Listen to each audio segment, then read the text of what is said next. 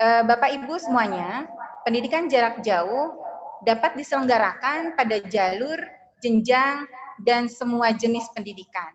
Artinya, pendidikan jarak jauh ini bisa diimplementasikan dengan tatap muka atau dual, gitu ya. Bisa kita saling berinteraksi. Kemudian cakupan dari pendidikan jarak jauh ini adalah berbasis pada mata pelajaran atau mata kuliah pada bidang studi kita. Artinya jika ini adalah di tingkat pendidikan dasar menengah, maka ini bisa bermuatan mapel kita, mata pelajaran. Untuk di perguruan tinggi tentu kita masuk kepada mata kuliah. Menghadapi era yang semakin canggih begitu Bapak Ibu dalam berkomunikasi, di dalam informasi, maka Kementerian Pendidikan dan Kebudayaan memberikan rambu-rambu kepada kita untuk menyikapi fenomena yang semakin cepat dan berubah juga dengan cepat untuk memiliki keterampilan yang dibutuhkan. Untuk keterampilan yang dibutuhkan yang ada di dalam buku Kementerian Pendidikan dan Kebudayaan tahun 2018 itu ada 4C atau juga ada tambahannya 1 yaitu 5C. Yang pertama 4C adalah critical thinking, yang kedua adalah kreatif dan inovatif, yang ketiga adalah communication skill, kemudian kolaborasi, dan yang kelima adalah confident. Tanpa kepercayaan diri, Bapak Ibu, seseorang walaupun cerdas, walaupun kreatif dan inovatif, walaupun punya relasi banyak, tanpa confident dan komunikasi yang baik, tentu tidak akan terwujud banyak hal dalam rangka merealisasikan ide-ide besar di era sekarang ini. Bapak Ibu yang berbahagia, berdasarkan undang-undang yang sudah ditetapkan, tentu kita harus berpikir kembali, tindak lanjut apa yang harus kita lakukan dalam kondisi pandemi sekarang ini. Maka Bapak Ibu, ketika kita tidak bisa melakukan pendidikan atau proses belajar mengajar tatap muka, maka kita bisa melakukan dalam bentuk lain, yaitu dalam bentuk dunia maya, begitu ya, seperti yang kita lakukan. Waktunya pun bisa disesuaikan. Di dalam desain instruksional, waktu itu ada yang disebut dengan sinkron dan asinkron. Sinkron adalah pada saat ini. Kita men-setting waktu 2 jam, pukul 9 sampai pukul 10. Bapak Ibu gabung semua, ini adalah waktu sinkron. Waktu asinkron, maka Bapak Ibu hanya diberi waktu, misalnya UAS. Bapak Ibu silahkan masuk ke link yang diberikan, terserah Bapak Ibu, yang penting waktunya 1 hari. Tanpa ditunggu dan tanpa kita bertatap muka langsung pada jam-jam tertentu, maka ini disebut asinkron. Berikutnya, di dalam desain instruksional, ini ada interaksi. Interaksi dalam proses pembelajaran, Bapak Ibu, ini ada yang langsung, tatap muka, ada juga yang melalui dunia maya. Kemudian ada yang asinkronus mandiri, artinya Bapak Ibu tidak diarahkan oleh para pendidik, baik itu guru maupun dosen. Bapak Ibu mengerjakan segala sesuatu sendiri, seperti tugas mandiri misalnya begitu ya. Kemudian juga asinkronus, yaitu dalam bentuk kolaboratif. Alhamdulillah hari ini IIEC menggandeng Uninus, menggandeng juga kampus yang luar biasa. Kita harus banyak belajar dari kampus Universitas Negeri Yogyakarta. Khususnya terima kasih untuk kolaborasi nanti dengan Bapak Dr. Didi. Semoga bahasa Jermannya nanti bisa ditularkan kepada kita sedikit-sedikit. Kemudian Bapak Ibu,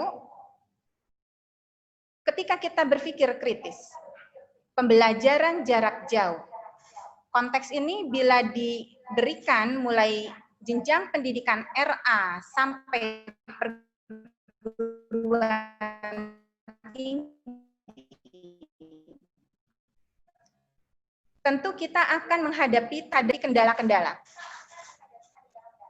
Untuk tantangan dan peluang, Bapak Ibu, saya menyoroti unsur manusia. Seperti kita ketahui bahwa manusia tidak hanya harus digali sisi kognitifnya saja, namun juga harus digali spiritualnya atau sikapnya, kemudian juga digali keterampilannya. Di dalam SKL atau standar kompetensi lulusan, itu lulusan atau output dari pendidikan itu harus memiliki sikap. Ini ada dua, sikap spiritual dan sikap mental. Kemudian ada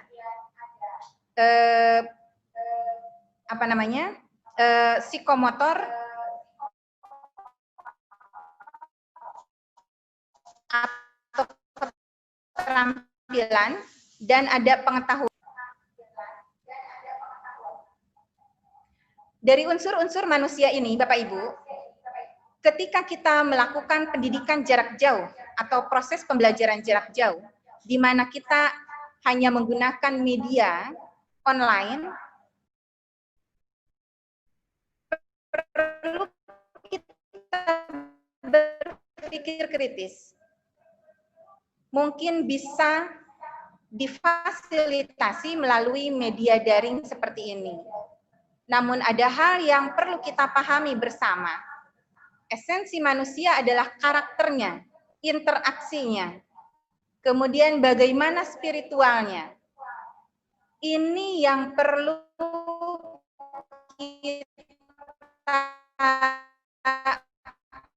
kritisi, maka proses pembelajaran terintegrasi tidak hanya online, namun juga harus muka.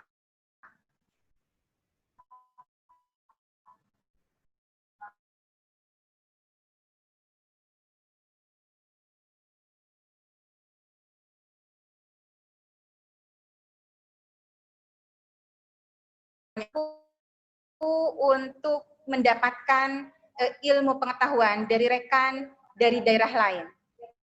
Contohnya di Papua yang pernah saya ke sana, itu sekali. Di tengah hutan di Raja Ampat, itu ada satu sekolah yang didirikan saudara-saudara kita di sana. Itu untuk MI, Madrasah Ibtidaiyah. Di tengah hutan, Bapak Ibu kebayang, dikelilingi oleh laut lepas. Itu ada 200 siswa di sana.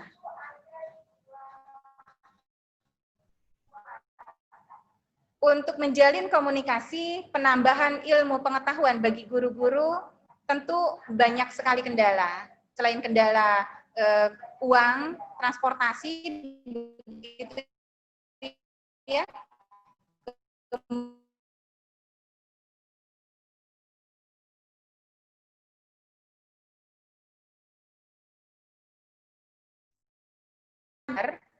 Ataupun dari Bapak Ibu pendidik, guru atau dosen, dan ini juga datang dari eksternal atau berada di eksternal. Untuk di internal misalnya Bapak Ibu, kelemahan kita dalam teknologi, sebab tidak semua manusia, tidak semua kita itu paham semua ilmu. Sehingga ketika saya misalnya, kompetensi saya adalah bidang pendidikan Islam, maka ketika teknologi saya pun tetap harus terbata-bata belajar, begitu ya. Namun dengan semangat, insya Allah Bapak Ibu akan mampu meningkatkan kompetensi diri kita. Rasa malas, rasa enggan, rasa malu atau kurang. Untuk itu Bapak Ibu perlu satu komunitas, diantaranya adalah intermedia, untuk kita saling menyemangati, memotivasi, agar Bapak Ibu mampu sedikit-sedikit mengurangi kendala internal, yaitu malas, malu, begitu ya, saya mah tidak bisa.